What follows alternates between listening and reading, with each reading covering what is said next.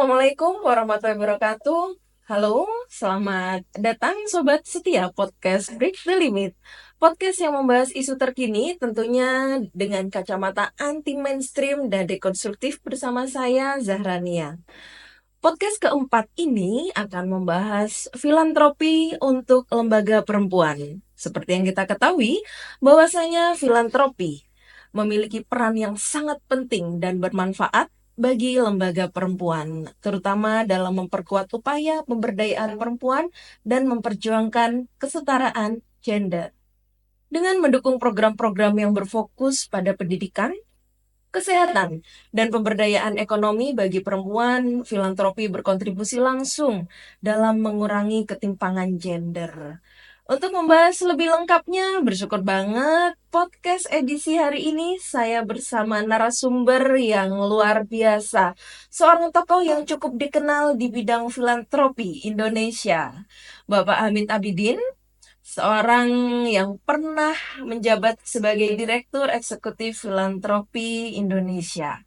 Dalam perannya, beliau aktif mendorong sinergi antara lembaga filantropi, masyarakat sipil, serta sektor swasta untuk meningkatkan dampak sosial dari berbagai inisiatif filantropi.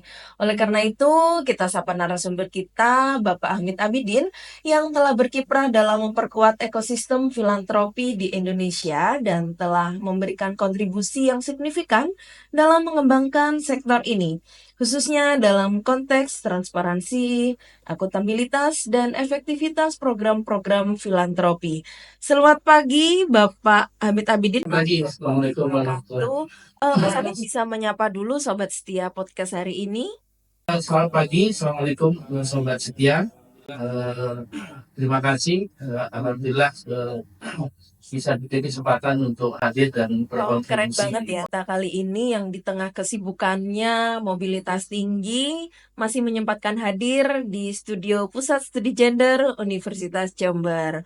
Baik, saya tidak perlu berlama-lama ya. Masih banyak sekali pertanyaan saya untuk Mas Hamid dalam kesempatan kali ini. Mas, saya mau tanya ini, Mas. Apa yang memotivasi Mas Hamid untuk terjun ke dunia filantropi dan bagaimana sih Indonesia dan saat ini menjabat sebagai anggota Dewan Pakar Filantropi Indonesia? Ya, terima kasih. Sebenarnya ini perjalanan panjang ya mungkin untuk cerita apa, butuh waktu panjang juga untuk cerita. Tapi singkatnya, setelah saya lulus dari Universitas Jember tahun 91, saya dapat kesempatan untuk menjadi wartawan di Jakarta selama 10 tahun. Kemudian saya berkenalan dengan Bu Enau Itulah, saat itu menjadi salah satu board di Asia Pasifik Philanthropy Consortium. Kemudian beliau mengajak dan memberikan kesempatan kepada saya untuk ikut satu workshop ya di Bangkok waktu itu, mengenai perkembangan filantropi di Asia. Dan saat itu juga saya dapat kesempatan untuk ikut workshop terkait fundraising. Jadi bagaimana mengembangkan program-program mobilisasi sumber daya, penggalangan dana untuk program-program sosial. Nah, dari workshop itu saya melihat potensi filantropi atau kedermawanan di Indonesia sebenarnya besar sekali. Hanya saja belum banyak diteliti, belum banyak dikembangkan untuk program-program yang sifatnya strategi. Nah, karena itulah kemudian saya tertarik dan mendedikasikan diri untuk menekuni bidang tersebut, karena kita itu dikenal sebagai bangsa pemurah, tapi nggak banyak orang yang melakukan penelitian terkait praktek-praktek filantropi yang ada di Indonesia. Nah, setelah itu saya banyak mengembangkan penelitian terkait filantropi di PIRAK ya, di Public Interest Advocacy Center. Dan setelah selesai di PIRAK, saya diminta untuk menjadi Direktur Eksekutif di Filantropi Indonesia.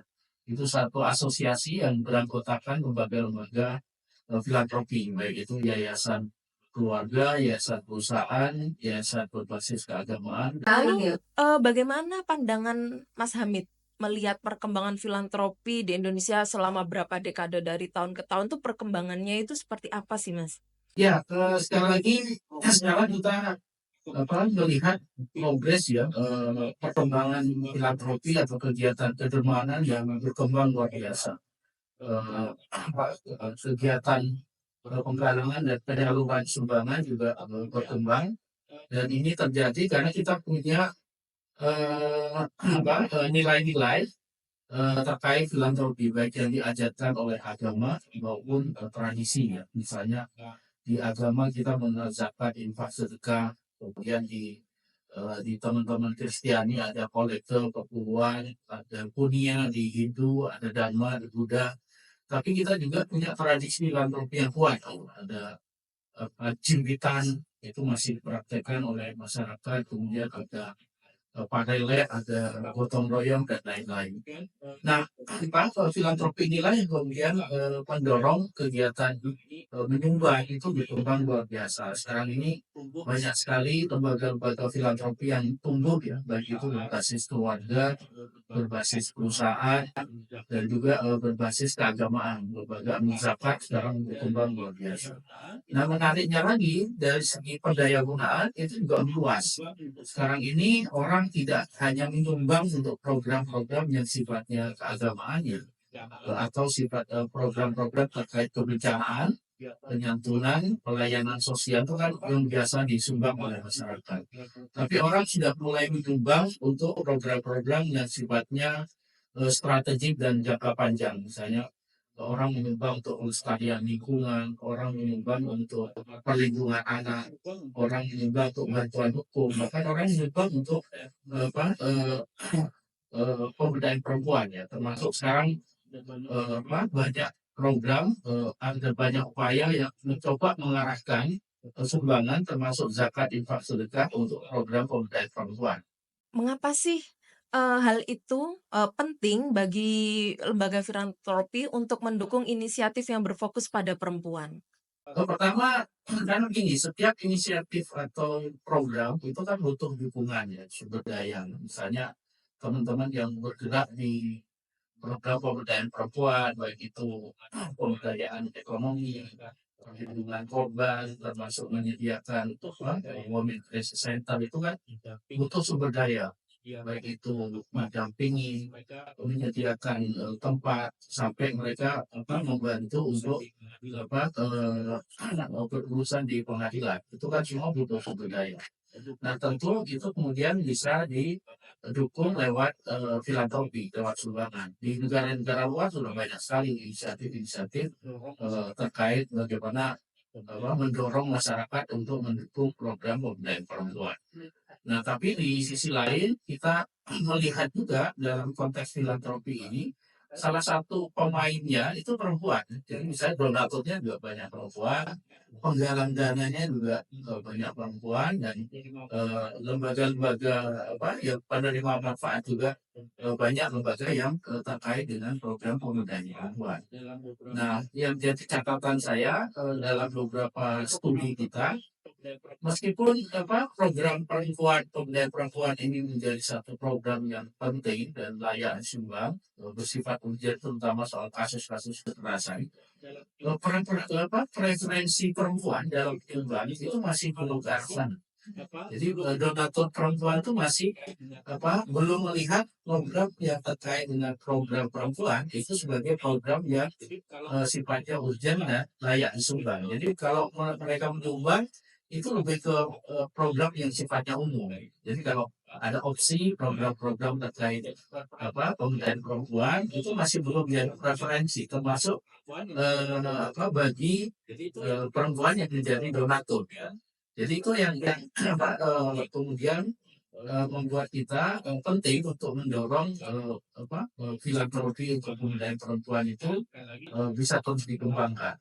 Karena sekali lagi sumber dayanya besar, perempuan juga berperan di situ sebagai donatur, sebagai penggarak dana, dan isu atau program pemberdayaan perempuan itu juga isu yang urgent dan butuh sumber daya besar untuk Berbicara tentang perempuan tidak pernah ada habisnya ya. Perempuan itu selalu menarik untuk dibicarakan.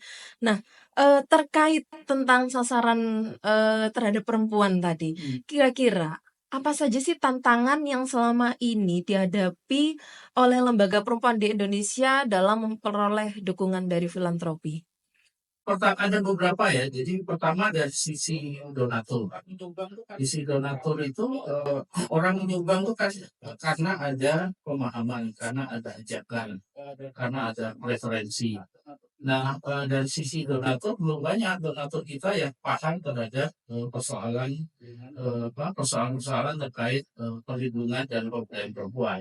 Misalnya, saya beri contoh dari riset yang pernah kita adakan, kasus kekerasan dalam rumah tangga itu dalam survei kita itu dianggap sebagai kasus yang penting.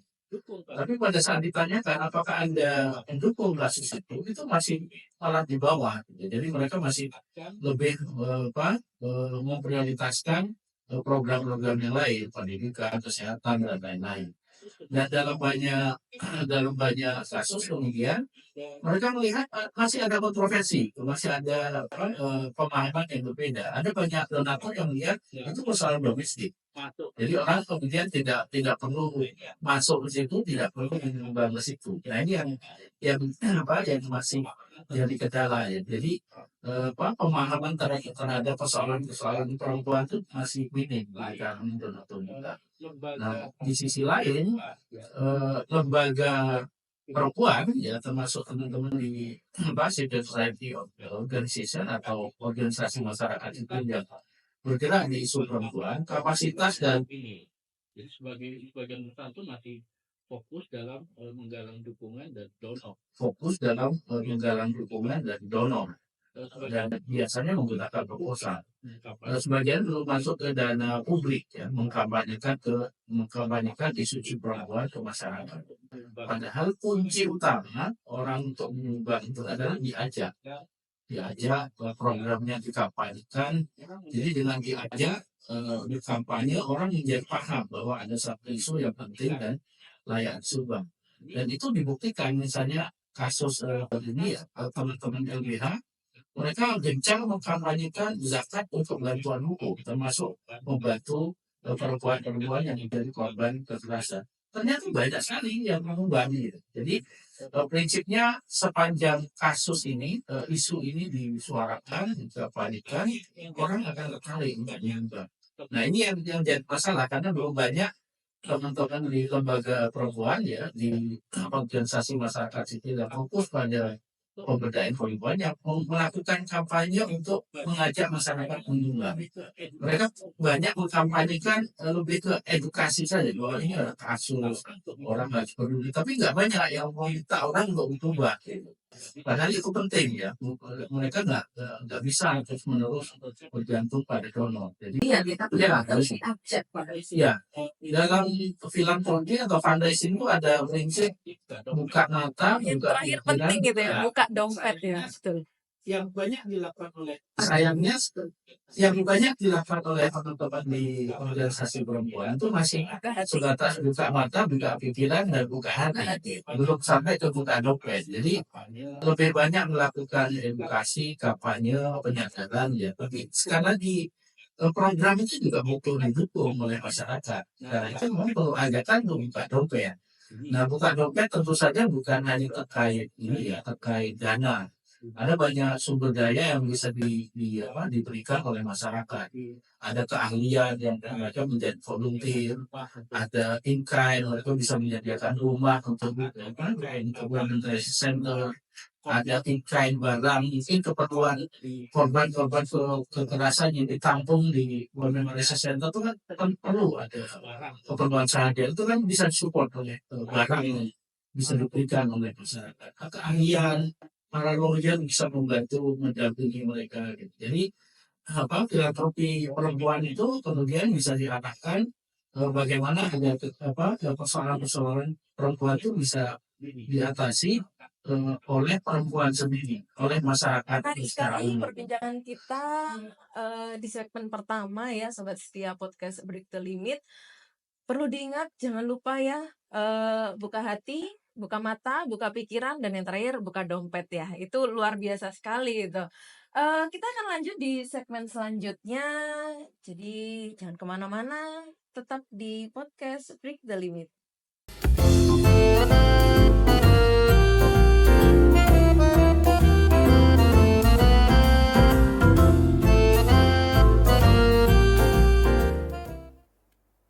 Oke, terima kasih Sobat Setia Podcast Break the Limit. Masih bersama kami dan masih bersama Mas Hamid Abidin.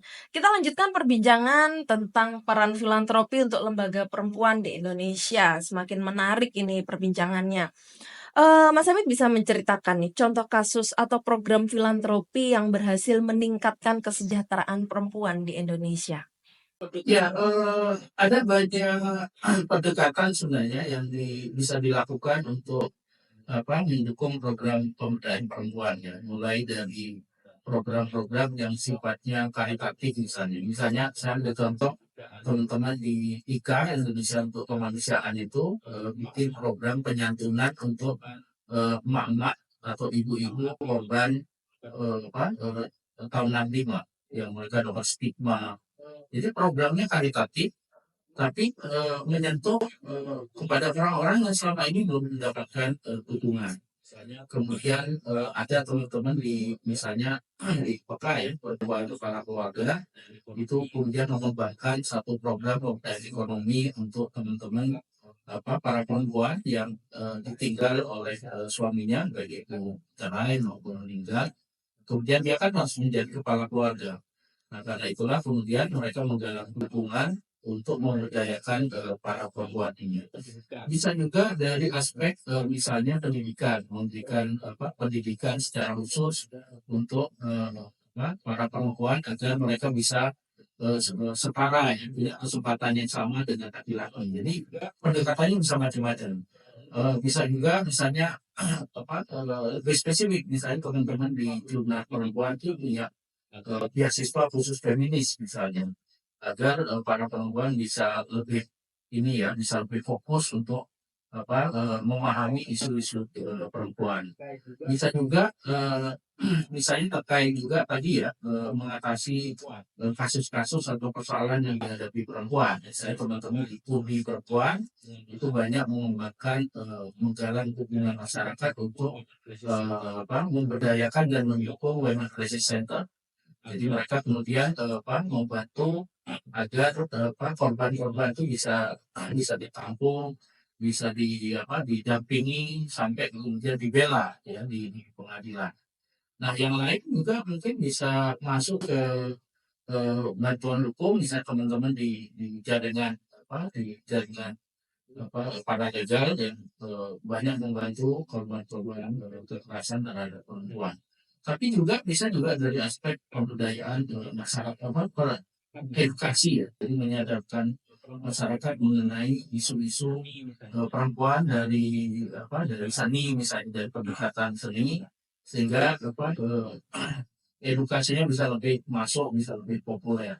Jadi ada banyak ini sebenarnya, ada banyak contoh, ada banyak pendekatan yang bisa dilakukan untuk mendukung program pemberdayaan perempuan, mulai dari yang sifatnya karitatif, sifatnya edukasi sampai advokasi. Dan bagaimana sih lembaga filantropi ini bisa memastikan bahwa dana yang diberikan itu benar-benar berdampak pada pemberdayaan perempuan dan kesetaraan gender? Pertama, perlu memastikan dulu akar masalahnya ya. Ini persoalannya apa? Dan sosial analisis ya. Ini persoalannya apa sebenarnya? Apakah terkait dengan edukasi? Apakah terkait dengan pemahaman? Karena kalau itu yang terjadi maka intervensinya adalah pendidikan. Kalau akar masalahnya adalah tadi ada soal ketidakadilan, ada soal penganiayaan dan lain-lain, maka intervensinya masuk pada aspek hukum. Tapi yang terpenting adalah menurut saya perlu memastikan bahwa perempuan itu punya peran dan punya peran dan kontribusi serta mendapatkan dukungan yang signifikan dan memadai. Nah, ini penting karena dalam kegiatan filantropi biasa misalnya persoalan perempuan. Misalnya dalam soal kalitatif saja, misalnya dalam banyak kasus beasiswa itu diberikan secara umum dan kemudian terbukti yang mengakses lebih banyak laki-laki.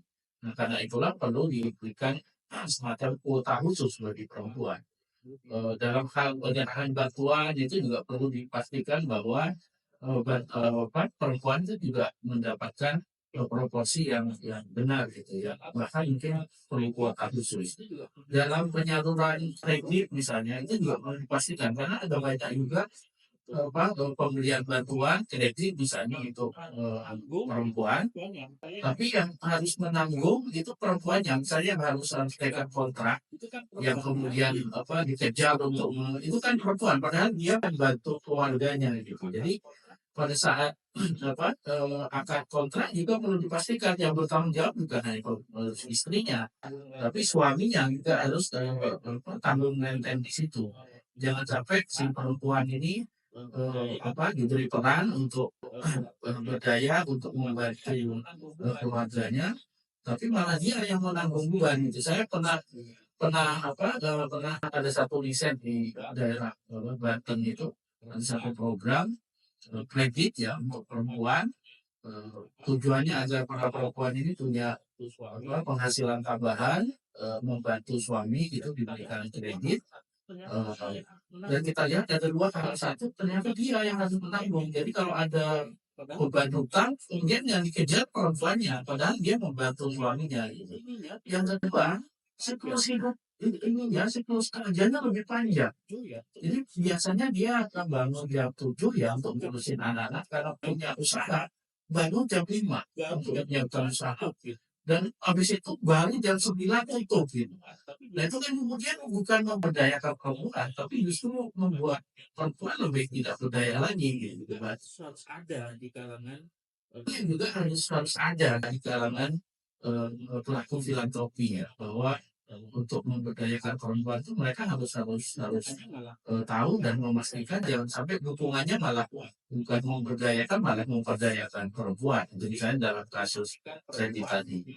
Jadi satu memastikan perempuan punya peran ya, mereka terlibat dalam pengambilan keputusan, mereka bisa menjadi beneficiaries penerima manfaat yang seimbang antara perempuan dan laki-laki, dan mereka sekali lagi berperan dalam kegiatan filantropi itu dalam program. Lalu biasanya untuk menarik perhatian dan dukungan dari filantropi pasti ada strategi ya, Mas, ya.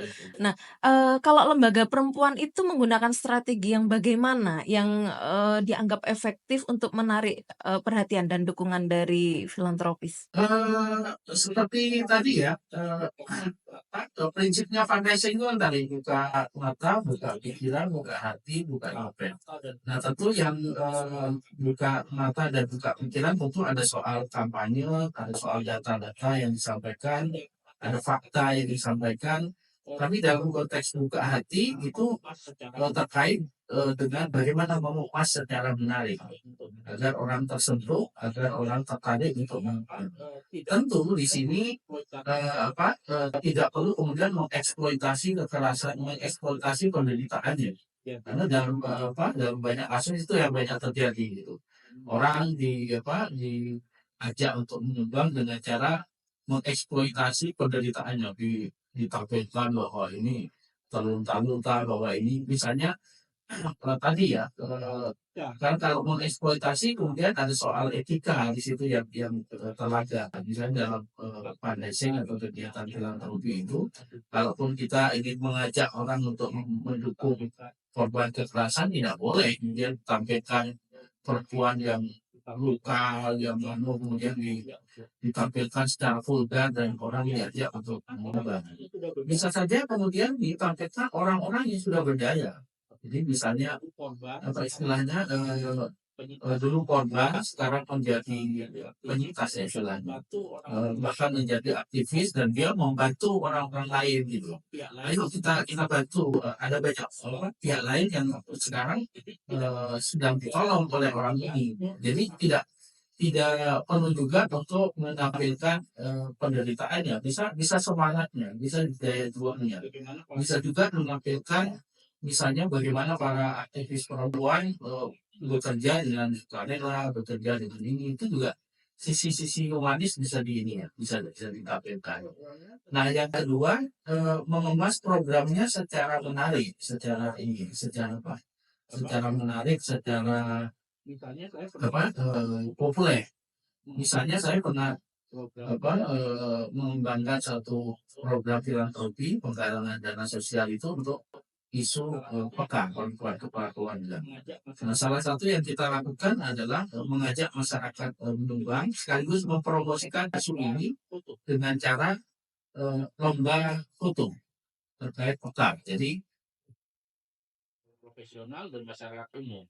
Mereka diminta untuk memotret masyarakat umum. Mereka diminta untuk memotret para perempuan kepala keluarga, tapi fotonya itu di belakang ada ceritanya. Apa yang terjadi dengan para perempuan kepala keluarga ini? Itu memfoto Kenapa mereka harus aktivitasnya gitu ya, Mas? bekerja berdua? Itu kan foto aktivitasnya. Nah, dengan begitu masyarakat menjadi tahu apa sih perempuan kepala keluarga itu dan apa yang pernah mereka perjuangkan. Jadi itu kan satu isu yang kemudian dikenalkan secara populer. Gitu.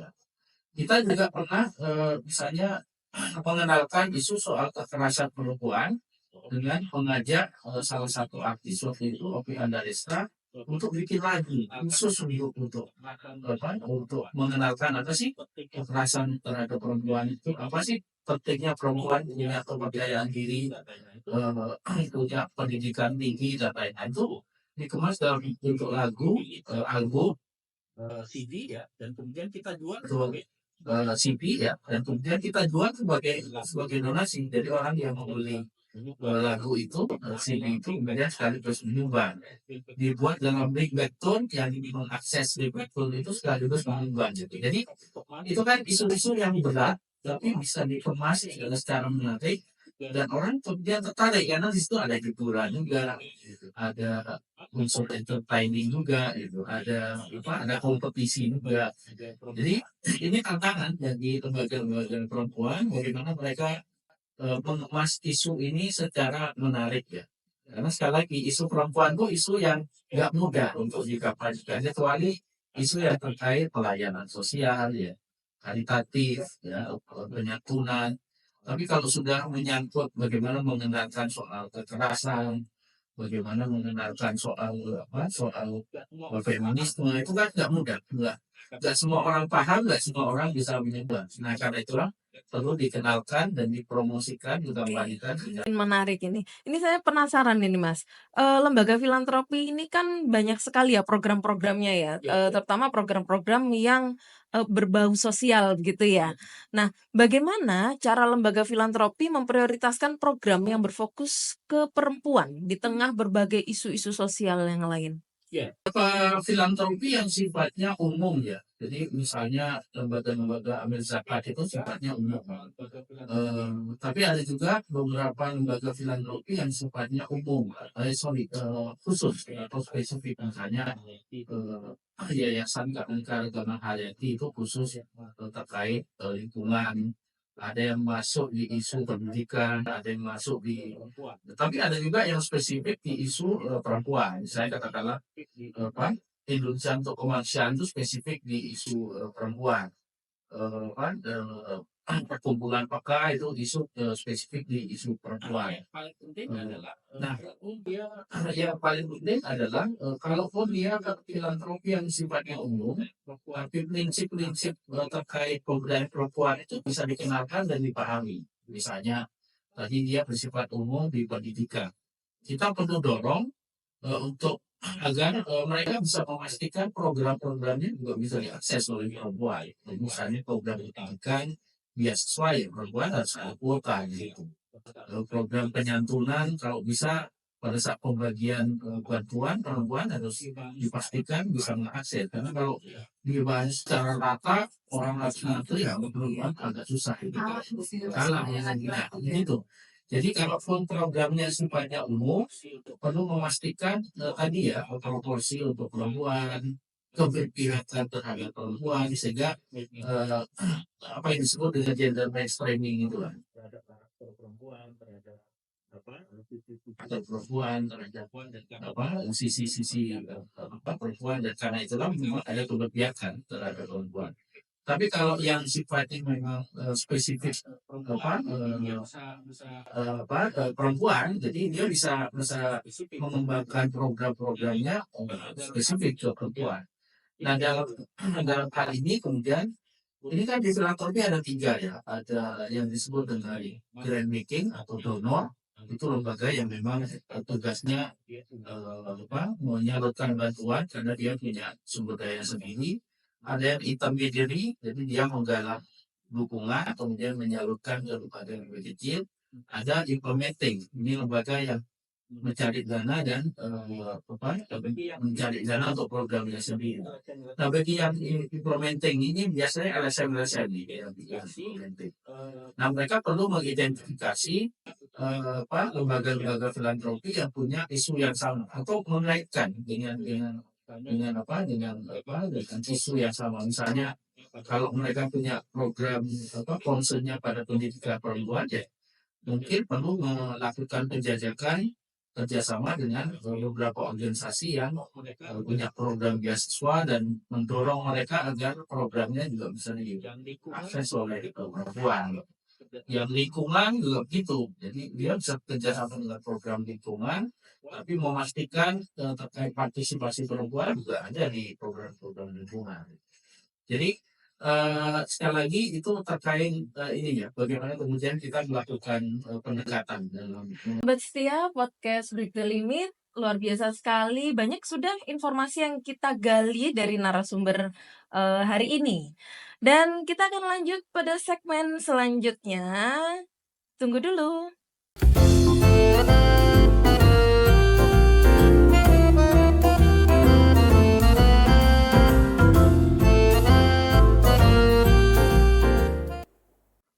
Terima kasih Sobat setia podcast Break the Limit. Saya mau lanjut dulu. Sudah banyak sekali pertanyaan yang masuk ke saya terkait program filantropi untuk perempuan.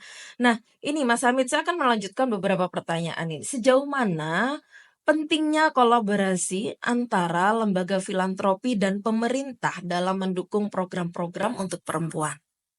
Ya, dalam konteks filantropi ini pemerintah sebenarnya punya beberapa peran yang penting, Pak. Satu, dia bisa mengembangkan satu regulasi yang memudahkan bagi lembaga filantropi untuk mengurus izin, untuk mengembangkan program dan lain-lain. Kemudian yang kedua, dia bisa memberikan semacam dukungan, baik itu hibah, baik itu bantuan yang kemudian bisa disinergikan dengan program-program pemberdayaan perempuan. Misalnya sebenarnya kan ada banyak sekali bantuan sosial yang diberikan oleh pemerintah termasuk pada perempuan. Tapi kadang-kadang bantuannya sifatnya itu lebih ke kalitatif. Nah, itu yang kemudian bisa disinergikan dengan lembaga-lembaga filantropi agar program itu naik kelas, agar bisa di-upgrade dari program yang sifatnya sosial menjadi program yang isinya pemberdayaan. Misalnya kami pernah menjajaki saat kita waktu itu dengan Kementerian Desa waktu itu untuk dari COVID-19 termasuk perempuan di desa. Jadi programnya itu sebenarnya program bantuan semacam cash for work, itu orang diminta bekerja, bisa kerja bakti dan lain-lain di desa, termasuk para perempuan juga. Nah, kemudian pemerintah ngasih semacam insentif. Nah, kita melihat ya kalau cuma begitu ya mereka hanya bekerja dan selesai. Nah, sementara lembaga filantropi itu ada yang punya bibit, ada yang punya ternak. Kemudian kita mendekati pemerintah, bisa nggak kita kolaborasi, mereka nggak hanya kerja, tapi bisa nggak mereka kemudian membuat semacam ternak desa? Bisa nggak mereka membuat kebun desa, termasuk memberdayakan kaum perempuan? Sehingga sekali lagi programnya nggak hanya berhenti di aspek charity, bukan sekedar memberikan bantuan sebagai orang yang tidak bekerja, tapi bisa menjadi hal yang produktif. Ada kebun desa, ada ternak desa, mungkin kalau di ini mungkin di perikanan dan lain-lain. Jadi program saya jangka panjang. Yang ketiga, pemerintah bisa seperti halnya di beberapa negara lain itu memberikan insentif dalam bentuk pajak. Ya, di negara lain itu ada yang disebut dengan tax exemption dan tax reduction. Jadi sumbangan dikecualikan sebagai objek pajak dan sumbangan bisa menjadi pengurang penghasilan kena pajak. Nah ini yang di Indonesia belum banyak dikembangkan ya. Dalam konteks filantropi itu orang pada saat nyumbang itu masih belum sumbangannya belum belum banyak belum terjadi pengurangan penghasilan kena pajak. Sebenarnya kebijakannya ada tapi minim sekali. Sumbangan bisa menjadi pengurangan pajak hanya untuk bidang pendidikan, research and development, kemudian bencana nasional, infrastruktur sosial dan olahraga. Nah, program pemberdayaan perempuan tidak ada di situ. Program kesehatan nggak ada di situ. Nah, kita sebenarnya mendorong kalau pemerintah paham bahwa program pemberdayaan perempuan itu penting, bahkan dibikinkan kementeriannya, itu kan karena mereka menganggap penting ya. Seharusnya juga kebijakan-kebijakannya juga mengarah pada program pemberdayaan perempuan. Misalnya tadi ya, program pemberdayaan perempuan juga mendapatkan insentif pajak kalau orang menyumbang ke situ. Di negara-negara lain itu umumnya begitu. Kalau pemerintah melihat ada satu isu atau program yang dianggap penting, kemudian orang mendorong masyarakat perusahaan untuk menyumbang atau program itu dengan cara dikasih insentif pajak. Nah ini yang tidak ada di negara kita terkait terutama terkait tadi ya terkait program pemberdayaan perempuan misalnya. Nah yang lain juga mendorong ini kan sekarang juga ada ada zakat ya, yang dikelola oleh Basnas. Itu juga sebetulnya organisasi yang berbasis negara, misalnya negara, karena dia dikelola oleh negara dan Basnas itu bagian dari semacam komisi khusus di negara, badan khusus di negara. Nah sekarang mulai ada upaya agar Basnasnya juga mulai masuk ke program pemberdayaan perempuan, termasuk ke program membantu korban kekerasan. Nah disitulah kemudian didorong ada fatwa karena zakat ini kan nggak bisa sembarangan, jadi ada fatwa yang menyatakan bahwa zakat dimungkinkan untuk membantu kekerasan misalnya. Nah di situ peran negara penting, misalnya negara punya MUI ya, yang bisa menglegitimasi, negara punya kementerian agama yang bisa membantu mengkampanyekan itu bahwa isu-isu isu-isu pemberdayaan perempuan ini juga bisa didukung oleh zakat infak sedekah. Karena faktanya donasi terbesar di negara kita itu masih donasi berbasis keagamaan. Jadi yang terbesar itu masih zakat infak sedekah. Jadi kalau potensi sumber daya keagamaan ini tidak diarahkan untuk program-program strategi, ya akhirnya mereka akhirnya pendaya gunaannya hanya untuk program-program yang sifatnya karitatif.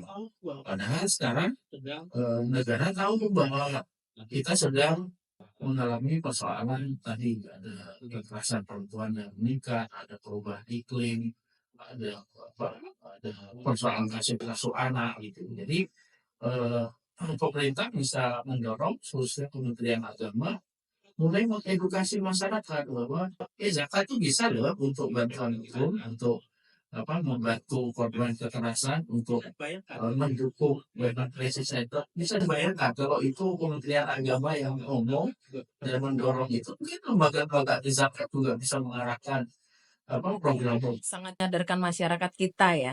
Lalu bagaimana sih lembaga perempuan ini bisa membangun kemitraan yang kuat dengan sektor swasta untuk mendukung agenda pemberdayaan perempuan? Jadi kalau yang tadi dengan pemerintah, nah kalau ini dengan sektor swasta. Sektor swasta. Jadi begini, salah satu yang perlu dilakukan memang pertama mengedukasi ya.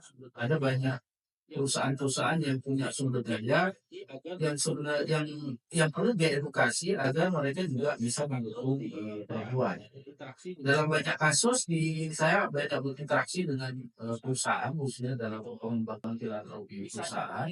Itu misalnya terminologi perempuan dan wanita itu masih jadi perdebatan di mereka. Jadi misalnya kita pernah kerjasama dengan satu perusahaan multinasional, kita sudah mengusulkan ini programnya pemberdayaan perempuan. Mereka nggak bisa. Nah, masih Kami itu dibedakan antara maunya perempuan dan dari wanita. wanita. Nah, masih dibedakan. Ya, dan mereka bilang kan yang bukan wanita bisa bukan perempuan. Bukan soal ini ada ideologi di balik itu, ada pemaknaan di balik itu. Karena kalau wanita tadi ya lebih banyak berkonotasi pada perempuan tuh ada yang ditoto dan itu ada kooptasi di situ gitu.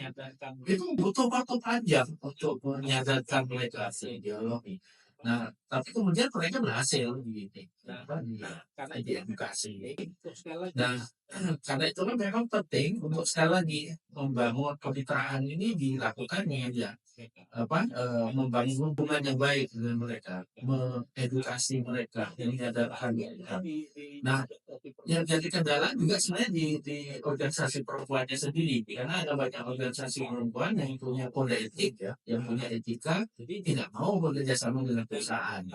Jadi ini kendala dan tantangannya sebenarnya ada dua pihak. Jadi kadang-kadang perusahaannya sudah mau organisasi perempuannya ya, dan itu bisa dipahami dan bisa dimengerti karena mereka juga punya prinsip-prinsip, punya penjelasan yang bisa diterima bahwa mereka tidak mau bekerja sama dengan perusahaan. Nah, bagi si perusahaan sendiri, concern kita sebenarnya mendorong kerjasama bukan hanya dalam konteks dana ya, tapi juga tadi menyadarkan mereka bahwa operasionalnya itu tidak boleh melanggar hak-hak perempuan. Nah, karena itulah sekali lagi dalam kerjasama itu kan ada dialog. Nah, disitulah kemudian kita memberikan konteks kerjasamanya itu bukan hanya dana, tapi bisa nggak kita membantu mereka agar memastikan itu. Misalnya kita pernah kerjasama dengan Sophie Paris waktu itu. Kenapa kita menyasar Sophie Paris?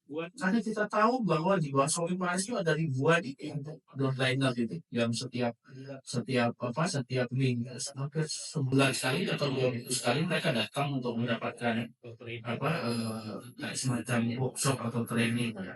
Nah, si Sophie Paris menyatakan mereka kalau ini jenuh juga Pak kalau hanya di produk gitu. Nah, bisa nggak mereka juga dibantu untuk disadarkan sebagai perempuan itu mereka bisa merintis karir, bisa mengasuh anak dengan baik, bisa punya keinginan, punya ini yang mereka bisa perjuangkan gitu. Saya mereka juga belum mengenal apa itu konsep kekerasan dalam rumah tangga, kekerasan. Bahkan pada saat kita kerjasama, kenapa aja kita kerjasama karena itu. Dan dalam kerjasama bukan hanya mereka menyumbang uang, tapi timbal baliknya kami mengisi pelatihan-pelatihan itu, mengenalkan apa itu kesehatan reproduksi, mengenalkan konsep kekerasan, dan dalam training itu muncul banyak loh. Berarti pada saat itu pacar saya tuh melakukan kekerasan terhadap saya, suami saya itu kekerasan verbal ternyata gitu, meskipun bukan kekerasan fisik. Nah, saya kira itu penting ya dalam konteks kemitraan itu bukan hanya kita menggalang hubungan perdanaan, tapi juga membantu perusahaan agar mereka juga punya peran dalam memberdayakan perempuan, baik karyawannya, baik mitra-mitranya, apalagi di situ ada sebagian besar misalnya karyawannya perempuan. Jadi konteks filantropi itu bukan hanya dimaknai sebagai dana tentu saja, tapi juga tadi ya dalam kemitraan kemudian bisa saling membantu dan sekali lagi kalau konteksnya pemberdayaan perempuan tadi memastikan perusahaan mitra kita itu punya aturan yang jelas, tidak mendiskriminasi perempuan, dan membantu karyawan-karyawannya memahami tentang hak-haknya, memahami konsep pemberdayaan perempuan, kekerasan terhadap perempuan dan lain-lain. Sehingga kerjasamanya kemudian tadi nggak sebatas orang memberi dan menerima, tapi juga ada unsur kebudayaan. Nah, kalau tadi kita bicarakan berarti kerjasama dengan kelompok perempuan tapi di wilayah yang besar ya. Ya, Berarti filantropi juga pernah bekerja sama dengan kelompok perempuan yang di wilayah terpencil. ya, jadi sekali lagi filantropi Indonesia ini asosiasi ya yang melakukan program itu anggota-anggotanya. Ya, lembaga zakat, yayasan perusahaan, yayasan keluarga, LSM dan lain-lain. Mereka banyak melakukan punya program pemberdayaan di wilayah-wilayah terpencil. Jadi misalnya ada satu yayasan keluarga yang memang spesifik ke daerah NTT ya, daerah ini, daerah Sumba itu kan Sumba Timur, Sumba Barat Daya, itu kan memang satu wilayah yang memang perlu disatu. Ada banyak organisasi yang mereka punya kebijakan, mereka tidak akan mengembangkan program di tempat lain, Gitu ya, Mas. tapi memang menyasar ke wilayah-wilayah yang terkecil. Ada banyak yang di hutan ya, wilayah terkecil, wilayah masyarakat adat, wilayah kelompok disabilitas gitu. Jadi kesadaran itu sebenarnya sudah mulai ada di masyarakat bahwa perlu mengarahkan dukungan dan sumber dayanya untuk kelompok-kelompok yang disebut dengan kelompok rentan ini. Baik itu secara lokasi dan mereka ada di wilayah terluar, dalam di wilayah pinggiran, dalam konteks disabilitas misalnya, karena mereka punya keterbatasan. Nah, karena itulah perlu dibantu misalnya. Jadi sekali lagi dalam konteks pengembangan program sebenarnya sudah mulai ada orientasi, kemudian keberpihakan fokus pada wilayah-wilayah tertentu dan tadi ya mendukung keterbatasan tadi ya, soal disabilitas, ada soal keterpinggiran, ada soal kelompok yang dianggap minoritas dan termarginalkan, transpuan misalnya, itu ada teman-teman yang memang spesifik membantu transpuan yang selama ini mendapatkan stigma yang buruk, ya dimarginalkan. Jadi kesadaran sudah mulai muncul dan sudah banyak program yang Lalu dialokasikan. tantangan terbesar yang dihadapi oleh lembaga filantropi ketika bekerja sama dengan kelompok perempuan yang di wilayah terpencil, ada nggak itu, Mas? Ya, itu kan bicara soal pertama. Kalau sudah di wilayah terpencil itu kan bicara soal pertama sumber daya. Karena untuk menyasar ke situ Agak itu, ekstra ya. gitu penghargaan yang ekstra gitu. Saya kemarin misalnya melakukan ini membantu program vaksinasi untuk kelompok rentan, terutama disabilitas, PK yang membantu keluarga, dan itu semua di wilayah-wilayah terpencil. Tantangan utama sumber daya, karena untuk ke sana aja udah ini.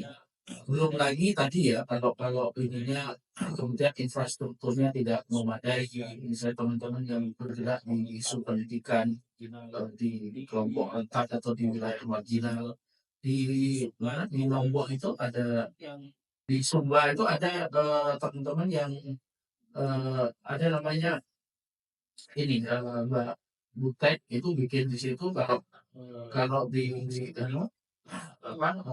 lingkungan. Jadi mereka melatih, memberikan pendidikan bagi anak-anak masyarakat adat yang tinggal di wilayah terpencil, misalnya di sini hutan. Nah itu dari segi ini ya, dari segi infrastruktur saya itu kan jadi tantangan, karena di situ nggak ada listrik, internet itu. Masuk jangan internet, bahkan infrastruktur sekolahnya aja mungkin kurang memadai. Belum lagi kalau kita bicara soal kesehatan ya, itu sarana kesehatan di situ juga kurang memadai. Kita untuk vaksinasi aja harus ngangkut jalan kaki lebih dari 10 kilo untuk mengangkut ini, nah itu luar biasa tantangannya, dan disitulah perlu komitmen, kemudian komitmen untuk orang bisa tinggal dan membantu mereka untuk menemani mereka di situ, dan itu memang nggak banyak ya yang saya lihat punya komitmen ke arah situ. Nah, karena itulah memang sekali lagi penuh dukungan bukan hanya dari dari masyarakat, tapi juga negara gitu. Negara harus sadar bahwa dia tidak bisa lah mengakses semua orang. Nah, kalau ada pihak organisasi yang mau dan mendukung, seharusnya pemerintah memberikan insentif. Ada kemudahan, ada bantuan, ada hibah, kemudian juga mungkin infrastrukturnya diarahkan ke sana. Gitu. Jadi sekali lagi antara dukungan filantropi dengan pemerintah itu bisa klop. Karena Memberikan sesungguhnya fasilitas berarti ya Mas ya. memberikan fasilitas, kita punya fasilitas, kemudian punya negara. Filantropi itu sebenarnya komplementari saja. Dia hanya melengkapi. Jadi kalau pemerintah paham bahwa dia bisa tidak mungkin bisa ke arah memastikan pelosok-pelosok itu bisa mengakses, ya sudah bantu lembaga-lembaga filantropi, lembaga sosial yang bersedia ke sana itu dimudahkan, dikasih insentif, didukung dan lain-lain. Dengan begitu yang di pelosok itu juga bisa mengakses sumber daya maupun Baik. fasilitas. Setelah kita membicarakan tentang fasilitas dan akses tadi ya, berarti bagaimana sih ini Mas Hamid melihat peran teknologi dalam memajukan filantropi untuk pemberdayaan perempuan? Sangat dibutuhkan pastinya ya Mas ya. Kita kemarin kebetulan saya meminta satu perusahaan untuk mengevaluasi program PAUD kemarin itu, dan itu terpencil sekali. Nah, di situ kita melihat kemudian tantangannya luar biasa. Mulai dari memastikan bahwa pendidikan karakter itu bisa menjadi bagian dari PAUD di situ. Tapi kan ada soal keterbatasan ya. Mereka kalau harus dilatih ya tentu harus dikirimkan ke kota besar atau enggak. Disitulah kemudian kita melihat teknologi berkembang. Kalau teknologi bisa membantu, misalnya sebagian satu ternyata sudah bisa mengakses teknologi, bisa melihat video dan lain-lain. Nah kemudian pendidikan karakter itu kemudian bisa disampaikan melalui ya semacam podcast atau bikin video reels dan lain-lain ya, sehingga mereka tidak perlu harus ke kota, mereka tidak perlu harus menyediakan sumber daya untuk pelatihan tertentu. Jadi teknologi luar biasa sekarang ini sangat membantu dalam konteks tadi, termasuk dalam konteks pemberdayaan perempuan tadi ya. Kalau misalnya tadi pendidikan karakter itu kan memang banyak melibatkan guru-guru perempuan di situ. Jadi tapi yang jadi kendala memang tidak semua daerah bisa mengakses teknologi. Nah di situ kemudian memang perlu ada semacam dukungan ya, misalnya di beberapa daerah ya memang perlu ada modul-modul yang diberikan pada mereka karena mereka tidak bisa mengakses HP, bahkan di beberapa daerah itu listrik belum ada. Iya, Cak. Kalau kita juga masih sulit. Nah, di situ kemudian ya penting untuk mendorong misalnya banyak ya teknologi-teknologi yang bisa dikembangkan, misalnya listrik berbasis mikrohidro misalnya, yang bisa air, bisa tenaga surya, macam-macam. Nah itu mungkin bisa didorong ke situ, gitu. Sehingga yang di pedalamannya juga bisa memanfaatkan teknologi ya untuk mengembangkan dirinya. Ini 2 pertanyaan terakhir ini Mas ya. Menurut Mas Hamid ini, apa sih arah masa depan filantropi di Indonesia khususnya terkait dengan lembaga perempuan? Sekarang filantropi kan sudah berkembang luar biasa ya. Tapi saya melihat ada gap. Satu sisi terkait penggalangannya itu sudah maju sedemikian rupa. Misalnya tadi ya penggalangan dananya sudah memanfaatkan teknologi informasi, orang menyumbang dengan cepat, kampanyenya luar biasa, kegiatan-kegiatan penggalangan dananya juga melibatkan teknologi informasi. Orang sekarang menyumbang bisa lewat crowdfunding, bisa lewat sosial media, kemudian memanfaatkan kris ya, sehingga nggak perlu lagi harus transfer tadi langsung ngetek sudah bisa mudah. Tapi di sisi pendaya gunaan, ya ini yang masih menjadi kendala ya. Karena sebagian besar pendaya gunaannya itu untuk hal-hal yang sifatnya karitatif. Orang masih lebih banyak menyumbang, bukan hanya orang, tapi lembaga filantropi itu lebih banyak menyumbang dan daya gunakan sumbangan untuk eh, keagamaan, kebencanaan, dan lain-lain. Jadi tantangannya terutama di pendaya gunaan, bagaimana mendorong agar orang mulai sadar bahwa kita ini punya persoalan-persoalan yang lebih penting di luar persoalan banjir, keagamaan, dan lain-lain. Ada persoalan lain yang juga butuh disumbang juga, butuh didukung juga. Ada apa? Ada tadi ya, ada persoalan kekerasan yang sampai sekarang belum teratasi, ada persoalan kesadaran masyarakat yang masih minim, perkawinan anak juga masih marak ya. Nah itu yang sebenarnya juga perlu diatasi.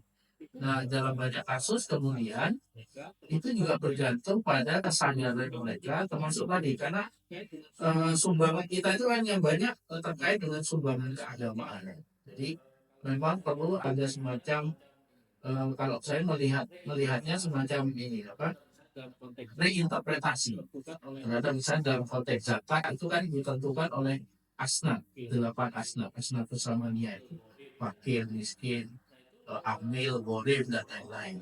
Nah itu perlu didorong agar interpretasinya bukan lebih ini ya, lebih luas, lebih kontekstual. Misalnya apa, miskin itu sebagian besar masih memaknai sebagai konsep orang miskin, jadi bukan kemiskinan, jadi orang miskin. Nah itu kenapa kemudian apa, pendaya sumbangannya itu ya membantu orang miskin dengan cara apa, yuk bagi bantuan karena dimaknai sebagai orang, bukan persoalan. Nah kalau itu bisa dimaknai sebagai persoalan, maka apa, pendaya gunaan sumbangannya bisa lebih meluas. Orang bisa melihat kenapa sih kemiskinan ini terjadi, apakah karena tidak punya modal masuk ke intervensi atau program permodalan, apakah tidak punya motivasi masuk ke soal pendampingan, apakah karena apa kebijakan, advokasi kebijakan bisa masuk di situ gitu. Jadi pendaya gunaan sumbangannya juga bisa lebih luas. Nah, termasuk tadi dalam konteks pemberdayaan perempuan. Selama ini belum banyak ya terobosan-terobosan untuk mencoba mengarahkan sumbangan untuk tadi membantu memberdayakan perempuan dan mengatasi persoalan perempuan. Masih minim ya, meskipun sekarang sudah ada beberapa terobosan. Misalnya teman-teman di Basnas itu sudah mulai kerjasama dengan beberapa lembaga sosial dan lembaga korban dan LSM untuk membantu korban kekerasan pada perempuan. Itu kan kalau ini sifatnya kurang umum ya, orang apa, kalau zakat dipakai untuk korban kekerasan, padahal apa dimungkinkan sebenarnya, dan sudah ada apa fatwa yang ke arah situ. Nah ini yang sebenarnya perlu dikembangkan dan diperluas ya, bahwa Anda boleh kok menyalurkan zakat infak sedekah itu untuk program pemberdayaan perempuan. Nah di sisi lain juga banyak lembaga sosial LSM perempuan yang belum masuk karena situ ini sebenarnya potensinya besar, tapi mereka belum mencoba melakukan kampanye, melakukan promosi, menggalang sumbangan, terutama di sumbangan-sumbangan keagamaan. Karena mereka masih masih ragu juga ya, apakah bisa nggak ya kita menggalang zakat untuk misalnya zakat infak sedekah untuk korban kekerasan ya, edukasi. Kalau edukasi perempuan sih pendidikan sudah lainnya ya, tapi kan ya jadi persoalan itu kan bisa cari korban kekerasan itu masih belum banyak. Nah saya mendorong mulai masuk ke kampanye-kampanye itu dengan begitu kemudian masyarakat bisa tahu, paham, dan juga bisa mendapatkan legitimasi bahwa oh ini penting ternyata. Nah yang kedua memang tadi mendorong penafsiran-penafsiran yang lebih kontekstual gitu. Itu mungkin bisa dengan MUI atau bisa dengan teman-teman di NU dan Muhammadiyah untuk memberikan interpretasi atau penafsiran terhadap ajaran keagamaan terkait tadi sumbangan khususnya zakat infak sedekah itu agar pendaya gunaannya bisa lebih meluas, khususnya tadi ya, yang membantu pemberdayaan perempuan dan mengatasi kekerasan terhadap perempuan. Jadi tantangannya sebenarnya di situ. Ini potensinya besar, tapi pemahaman masyarakat terhadap isu atau persoalan itu dan pemahaman mereka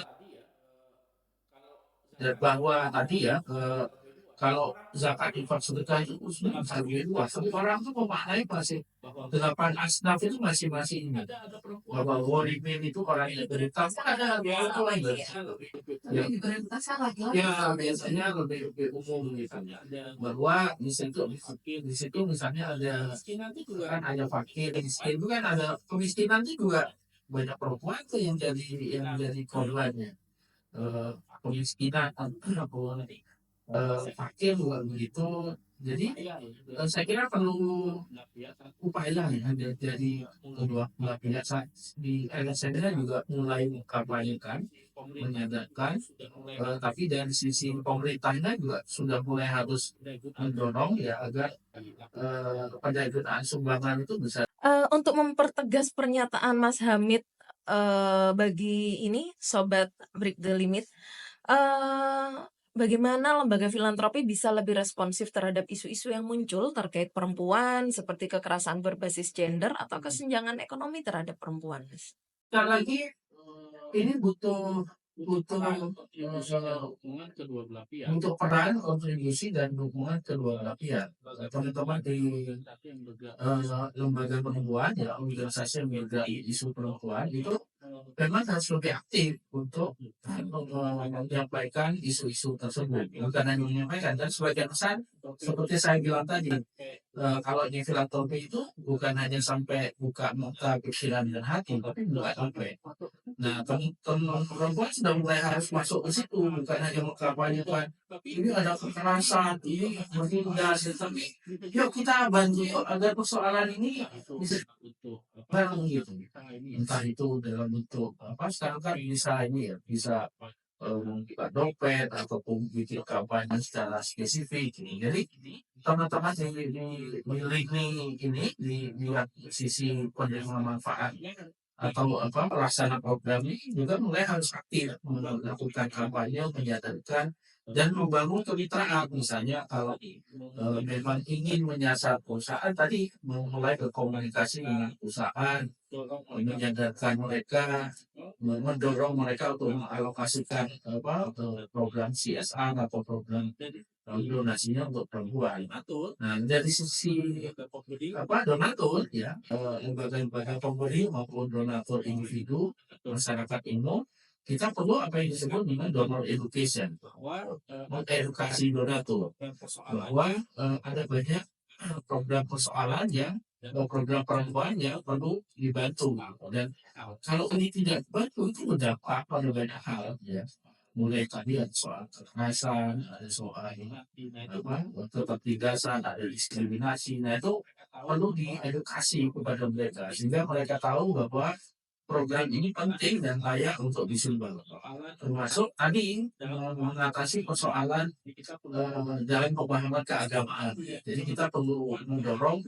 Sekarang kan di Kementerian Perempuan bahkan ada kongres ulama perempuan. Misalnya saya mulai kemarin itu bisa nggak ya terkait filantropi perempuan itu juga bisa dibicarakan di situ gitu, sehingga ini bukan hanya mengeksplorasi persoalannya tapi juga mengeksplorasi potensi hubungannya. Kalau ternyata ada soal tadi kan soal pemahaman fatwa yang lain juga perlu memberikan fatwa bahwa soal perempuan, pemberdayaan, kekerasan, ya, lingkungan itu juga layak untuk disumbang. Dan itu misalnya dikaitkan dengan 8 asnaf atau kalau zakat, kalau infak sedekah kan lebih umum ya, lebih leluasa, tidak perlu harus mengacu pada 8 asnaf. Tapi yang terpenting donaturnya yang diedukasi bahwa ini juga penting. Mendorong membantu perempuan itu juga bagian dari ajaran agama juga, bahwa dulu Nabi menghormati istrinya, anak perempuannya, dan mendorong mereka untuk menjadi perempuan yang baik, tidak tertindas. Ya seharusnya itu juga menjadi teladan bagi masyarakat kita, dan itu tadi ya bukan hanya memahami dan tidak melakukan kekerasan, tapi juga membantu menyumbang untuk program-program yang bertujuan untuk mendukung atau mengatasi masalah. Tidak terasa podcast ini akan segera berakhir, tapi belum lengkap kalau kita belum mendengarkan closing statement dari narasumber. Mas Amit, boleh memberikan closing statement dong? Sekali lagi, pemberdayaan perempuan itu satu program yang penting ya, yang berdampak luas, lagi sampai sekarang belum banyak mendapatkan dukungan secara optimal baik dari masyarakat sebagai donatur individu maupun lembaga filantropi. Nah, karena itulah persoalan ini perlu dikampanyekan secara luas. Kita perlu mengedukasi masyarakat mengenai pentingnya menyumbang untuk program perempuan. Kita perlu mengembangkan upaya untuk melakukan sinergi dan kolaborasi dengan lembaga-lembaga filantropi agar mereka juga sadar dan punya keinginan untuk mengambil program pemberdayaan perempuan.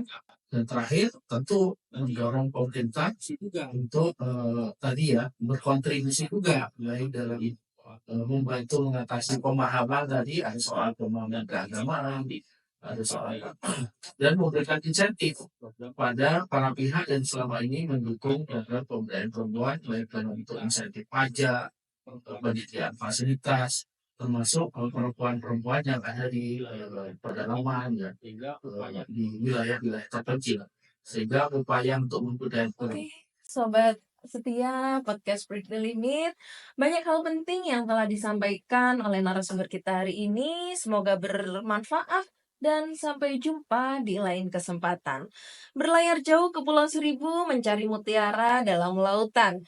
Filantropi membawa harapan baru untuk bangkitkan kekuatan perempuan.